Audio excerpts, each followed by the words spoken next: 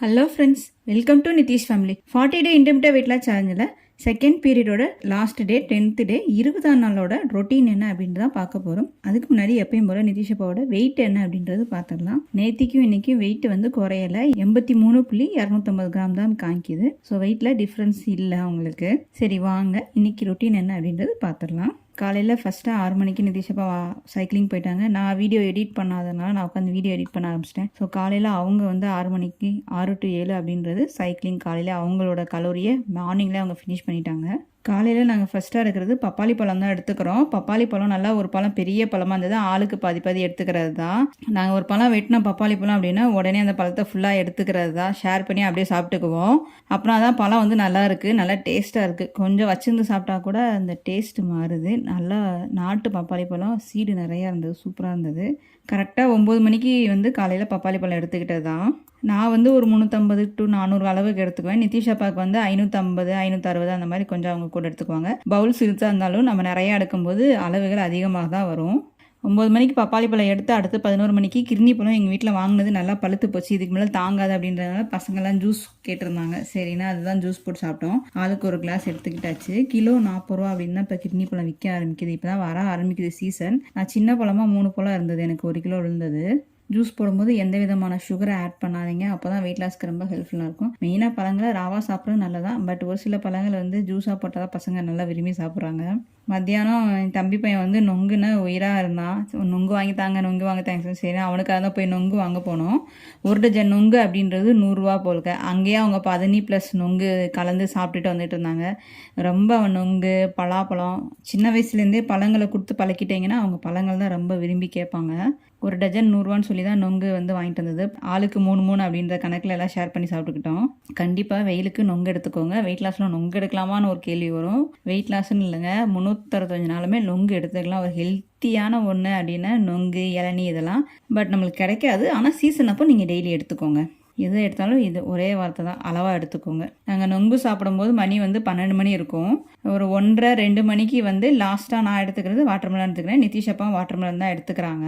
So watermelon அப்படின்றது எந்த அளவுக்கு ஃபில்லிங்காக இருக்கோ அந்த அளவுக்கு எடுத்துக்கோங்க. இவ்வளோதான் அளவு அப்படின்றது கிடையாது, ஏன்னா அது வந்து கலோரி கம்மி. ஜூஸாக போட்டால் நம்ம நிறையா குடிச்சிக்கலாம், ஆனால் நீங்கள் ராவாக சாப்பிட்டீங்க அப்படின்னா ரொம்ப கம்மியாக தான் நம்மளால் சாப்பிட முடியும். தண்ணி பழம் வாங்கிட்டு வந்ததில் ஒரு 1/2 பழம் இருந்தது.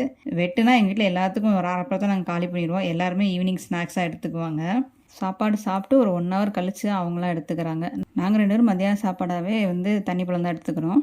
இந்த பவுல் அப்படின்றது பவுலுக்குள்ளே இருந்தது அப்படின்னா 350 கிராம் வரும். பவுலுக்கு மேலே நிறையா வச்சுருந்தோம் அப்படின்னா 500 கிராம் கிட்ட வந்துடுது, கிட்டத்தட்ட 1/2 கிலோ வந்துடுது. கடைசியாக மணி வந்து ஒரு 5 இருக்கும். நிதிஷப்பா வந்து வேர்க்கடலை தான் எடுத்துக்கிட்டாங்க. வேர்க்கடலையும் பொட்டுக்கல்லையும் பார்த்தோன்னே அவங்களுக்கு சாப்பிடணும் போல் தோணுச்சுன்னாங்க. அதனால் 5 மணிக்கு 50 கிராம் இருக்க அளவுக்கு அவங்க வந்து வேர்க்கடலை எடுத்துக்கிட்டாங்க. 50 கிராம் அப்படின்றது ஓரளவுக்கு நல்லா ஃபில்லிங்காக இருக்கும் டயட்டில் எடுத்துக்கும் போது.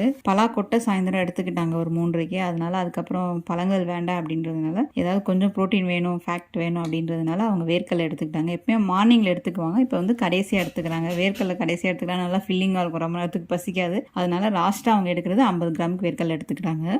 மார்னிங்கில் நான் எந்த விதமான ஒர்க் அவுட்டும் செய்யலை, ஆனால் ஈவினிங்கில் நான் சைக்கிளிங் போனேன். ஸோ நான் மட்டும் தனியாக போனதுனால 1 hour 36 minutes வந்து சைக்கிளிங் தான் பண்ணேன். ஸோ கலோரி பேர்னிங் அப்படின்றது 550 கலோரி கிட்ட நான் பேர்ன் பண்ணியாச்சு. ஸோ கொஞ்சம் சைக்கிளிங் பண்ணும்போது அடிவயிறு நல்லா எனக்கு குறையிற டிஃப்ரென்ஸ், அந்த அப்டமன் அது ஒரு சீக்கிரமாக டிஃப்ரென்ஸ் தெரியுது.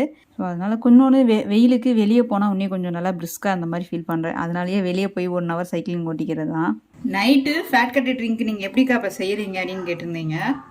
ஸோ இந்த கிளாஸ்க்கு 1 கிளாஸ் தண்ணி எடுத்துக்கிறேன். 250 ml தண்ணி. ஒரு பாட்டில் தண்ணி ஊற்றிடலாம் நம்ம ஃபஸ்ட்டு. 250 அப்படி இல்லைன்னா 300 ml தண்ணி ஊற்றுங்க. நான் வந்து இப்போ ஒரு ஆளுக்கு செய்கிற மாதிரி தான் காமிக்கிறேன்.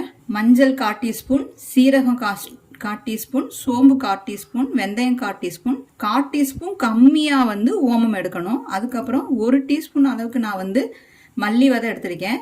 மிளகு அப்படின்றது 4 மிளகு தட்டி போட்டு எடுத்திருக்கேன். மொத்தம் 3 6 7 நயலையும் போட்டுடலாம். 1/4 டீஸ்பூன் எப்படின்னு கேட்பீங்க இல்லையா, இதுதான். ஸோ ஒரு ஸ்பூன் எடுத்திங்கன்னா இந்த அளவுக்கு தான் இருக்கணும். கருஞ்சீரகமும் 1/4 டீஸ்பூன் எடுத்துக்கிறேன். நம்ம எடுக்கிற அளவுகள் அப்படின்றது ரொம்ப முக்கியம், ஏன்னா நம்ம கரெக்டாக எல்லாமே கம்மியாக தான் எடுக்கிறோம். ஸோ இதோட பலன்கள் அப்படின்றது நம்மளுக்கு நாட்டு மருந்தை பொறுத்த வரைக்கும் ஸ்லோவாக தான் கிடைக்கும்.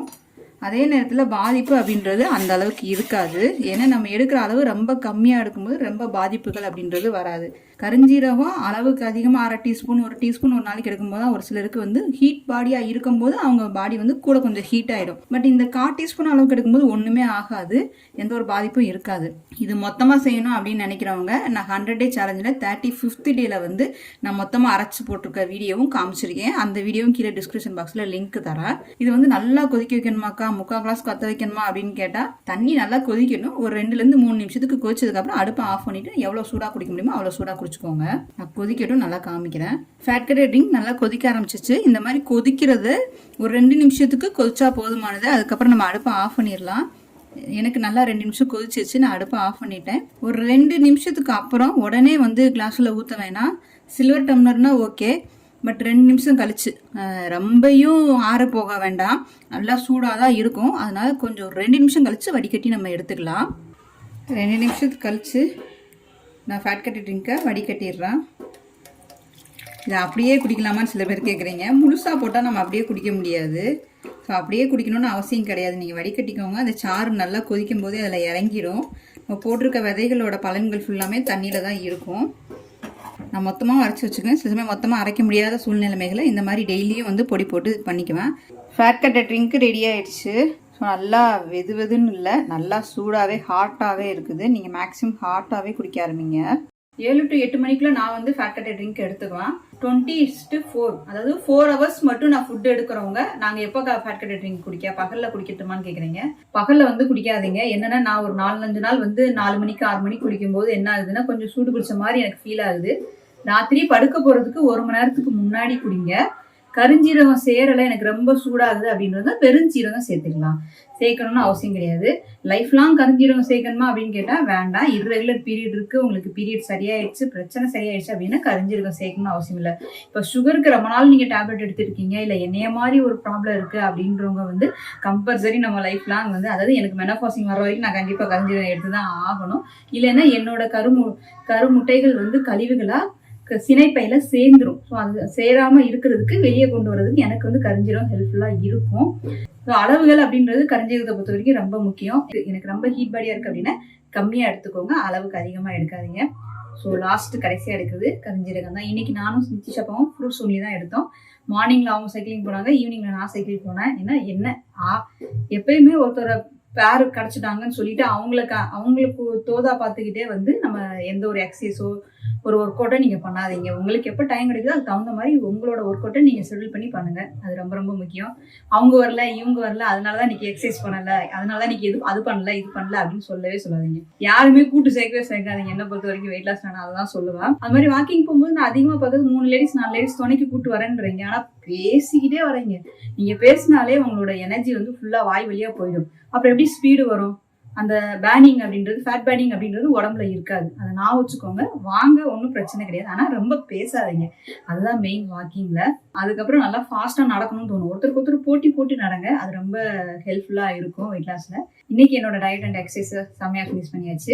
40 டே இன்டெர்மிட்டன்ட் வெயிட் லாஸ் சேலஞ்சில் 20 நாள் நான் சூப்பரா கடந்தாச்சு. ஸோ நாளைக்கு வந்து எப்படி ஒரு சேஞ்ச் வரும் அப்படின்றது, டயட் சேஞ்ச் அப்படின்றது நாளைக்கு வீடியோ வரும். இப்போ இந்த ஃபேட் கட்டரோட நான் முடித்துக் கொள்கிறேன். மீண்டும் நாளை சந்திக்கலாம்.